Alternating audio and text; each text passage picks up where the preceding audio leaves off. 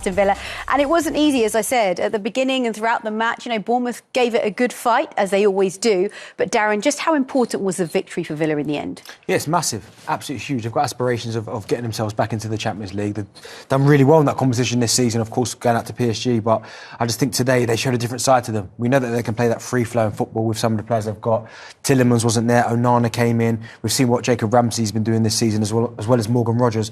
But when they had to dig in with 10 men and defend their goal, yes, of course, Martinez had to make saves as well, but they showed the other side to it, and when they got their opportunities, they were the ones who took it. And I think when you look back at this result, it was a fantastic performance and result for Aston Villa. And also, a lot of the talk coming into this was Youri Tielemans, their best player, arguably, this season, missing from the team, out with injury. Would it be a problem? But actually, they managed to get the job done in the end. Yeah, they did, and that's what it's about come close of the season. It's not about necessarily looking pretty and looking like a beautiful football team. It's about getting the 3 points on the ball. And they had to play a different way today. They played with two holders who shut up shop in many ways, didn't let Bournemouth through the middle. You had Morgan Rogers doing something completely different, more defensive-minded, helping and stopping Kirkes, which he done, for me, tremendously well. And then when he did get one opportunity throughout that 90 minutes to make a difference, he made that difference with that cross in for Ollie Watkins. Well, let's talk about the Ollie Watkins moment, his goal that separated the two sides. What did we make of this goal, Darren? Yeah, it's a great goal from him, great bit of movement from him as well, because when they win the ball back, he gets himself onside, and it's a really intelligent finish with his left foot, just gets out a little toe, and it just goes into that far corner. But this is probably the best angle, because he's obviously hanging there, he's waiting to see what happens as it develops, and the moment they win the ball back, he uses his body to keep, I think it's Zabani, that side of him, so he can never get across him. And once he's got him there, there's no way for the defender to get in front of him, but it's just the most delicate touch there. Gets the toe, and Kepa can do nothing about it. It's a really, really good finish, right? It's a great finish because it kind of steers it away from Kepa, but almost keeps it inside of the post as well. So he just got the faintest of touches on it just to help it across. And for Kepa, it'd be difficult because if he goes and he gets a full touch on it, then it most probably goes in where he just left. So he made it really difficult, and it's a great run and finish from him. And a great record to have set as well. A special moment for any player to become the all-time top goal scorer in the Premier League. That's so special. So special for him because since he's got there, he's been so consistent. Goals, as a 10 to 15 every single season, big goals in big games as well. And as you said there, to be a club like Aston Villa is a huge football club with great, fantastic history. To be at the top of the pile when it comes to Premier League goal scorers, on top of that pile with some of the players you've seen on that list, it's a fantastic achievement for him, and I'm pretty sure he'll expect to extend that and get many, many more.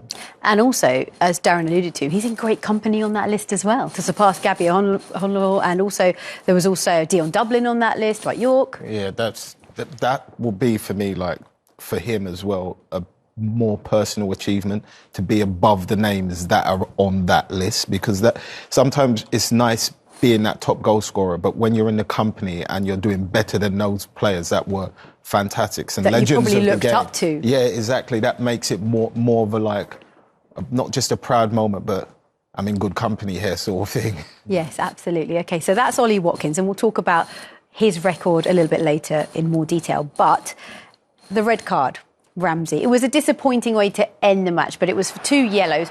Let's talk about the first yellow. You can't argue with this, can you, Darren? You can't, but it's disgusting from Adam Smith. I can understand why Jacob Ramsey's got him so angry, because it's a naughty challenge. He's getting away from him, and he's not made any attempt to play the ball, but you should still know better in that instant. The moment you put your head-to-head with any player, you're going to get booked right. And that's what I think the thing is. He can square up to him, but then this one, I feel really, really sorry for him because he doesn't do anything. He doesn't stick a leg out, and obviously the player kind of cuts across him. In many ways, the player initiates that contact, which from a Bournemouth perspective is quite clever, but there still isn't that much of a touch to say, yeah, you deserve a yellow card sort of thing. Yes, it's a foul, but I don't think it was a second yellow. Do you know as well, where's he supposed to go? Because, I mean, don't get me wrong, it's good play from Brooks. He goes across him, but when you're running at full speed, I don't quite know where he's supposed to put his hands in. He tries to put the brakes on, he comes across him, he touches his shoulder. I mean, I think at times common sense has to be used, because yes, if you want to give a foul, that's fine, but that's not a booking. Because I don't know where Jacob Ramsey else is supposed to go. Where's he supposed to put his hands? Yeah, that's a good point there. And he will, of course, miss the next game because it's 2 yellows, so he'll just miss one game, and that will be against Spurs, an important game for them.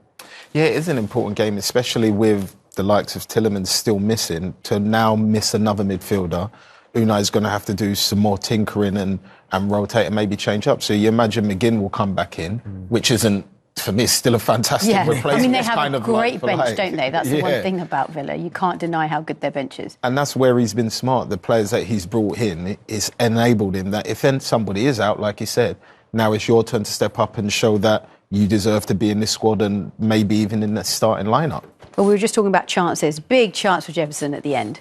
I'm not quite sure what happens because it looks like he's headed it over, but I'm not quite sure if he heads it off the back of Matty Cash's head and it goes over. I'm not quite sure, but I mean, it's a fantastic save in the first place from Martinez, but then at the end, I'm thinking surely something must have happened for him to miss it, but it's a bad miss at the end of the day. I honestly think he's just missed it. I don't think he's gone with his forehead.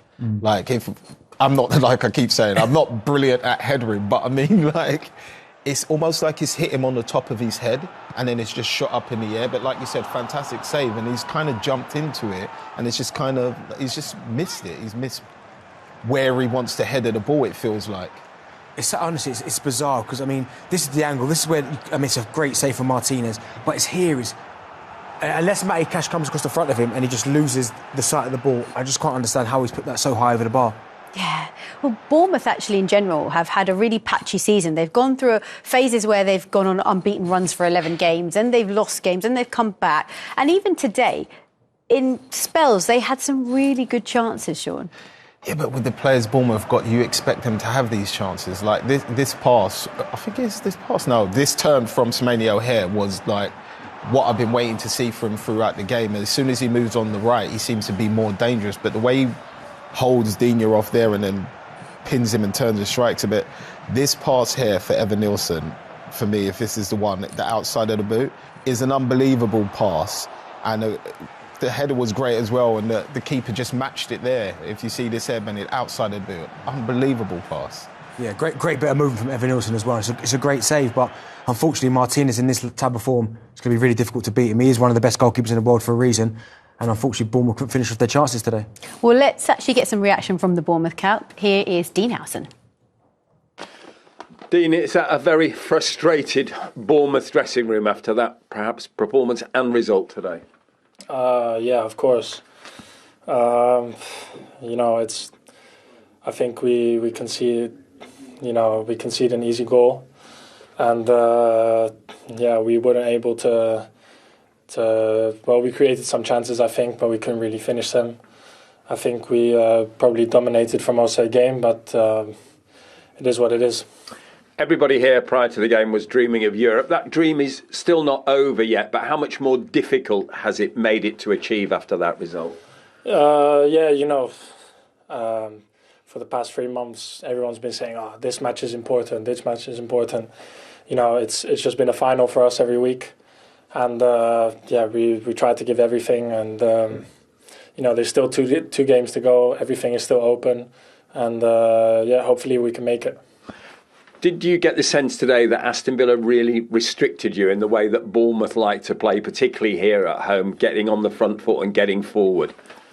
I think they were probably holding a bit more back, in their press. And, we did create some chances. I think there are maybe 2 penalty moments where, it's not even looked at. And it seems to be that every time it happens to us, it always gets looked at, and it's either a red card, for example, against Man United, or against Wolves, or even penalties, or even just a goal being looked at for handball in against us. So I don't know if it's luck or maybe we're just unlucky.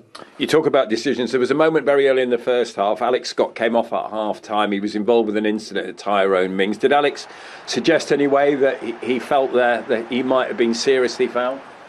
I think everyone could see, Tyrone Mings probably went to use his body. I couldn't really see if he elbowed him or whatever.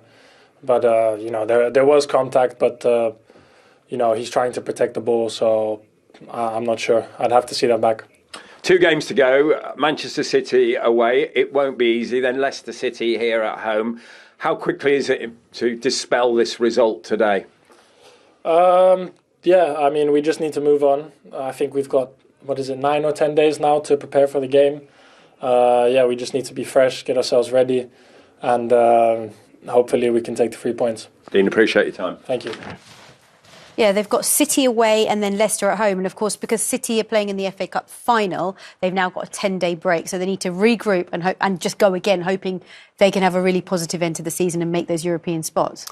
Yeah, that's the best way. But sometimes so long away from playing a match doesn't always work out to be an advantage, because sometimes you might lose your momentum or your flow, or you might lose a little bit of that sharpness just because you haven't had that much game practice.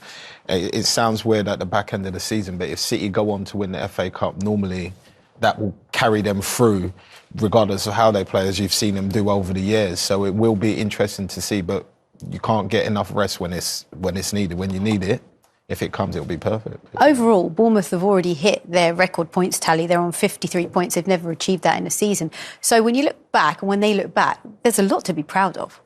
Yeah, of course. But its expectations change, don't it? Because at the start of the season, I mean, to get record points, if you offered them that, they would have said fantastic. Because they're on the cusp of Europe, I think they'd be a little bit disappointed if they don't get it, because at times this season, they've been absolutely superb. Some of the performances of some of their players, I think the way the manager's gone about his business as well, they've been absolutely fantastic to watch all season, but just at the last moment, it looks like they're running out of gas a little bit, and maybe the 10-day gap might help them. As Wrighty was saying there, sometimes it doesn't, because you kind of get out of momentum, but listen, it's been a fantastic season for them. It has, and it's also been a fantastic season for Aston Villa. Let's hear from their boss, Unai Emery. Unai, we saw the celebrations from yourself and the players as they came down the tunnel. Every win at this moment is big, but how big is this evening, particularly here? Good evening. 38 matches is our first objective through Premier League. Try to be consistent and try to achieve our objective through it individually, collectively, how we can feel strong for a long time. Today we showed it. The players really compete very well. It's difficult here. Bournemouth, they are performing fantastic as well. And Europe, we are in Europe.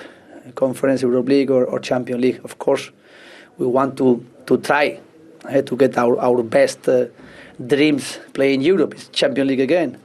But still matches to play. There are other teams in front of us.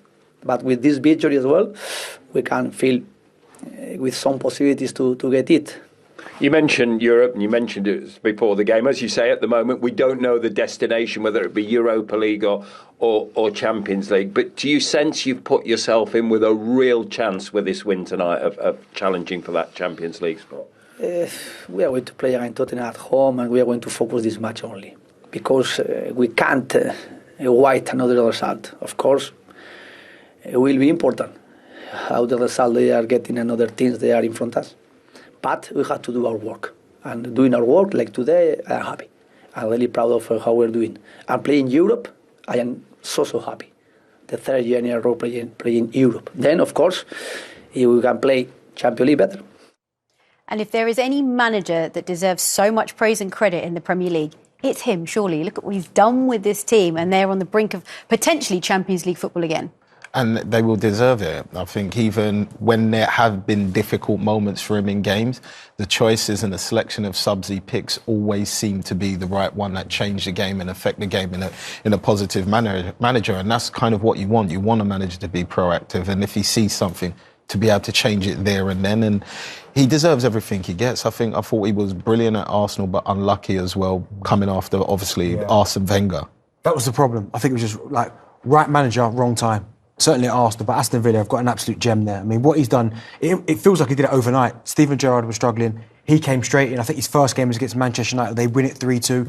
He has just been a breath of fresh air. And Aston Villa fans know exactly how lucky they are. And it just feels like a match made in heaven. And if they get Champions League in football again for a second season in a row, I mean, what an achievement that is for Aston Villa. And he's built a really special squad there, a very talented squad as well. And they do have the opportunity, as you can see, to make it into the Champions League come the end of the season. When you look at their run-in, specifically, Tottenham and Man United next, both have their eyes on the Europa League final.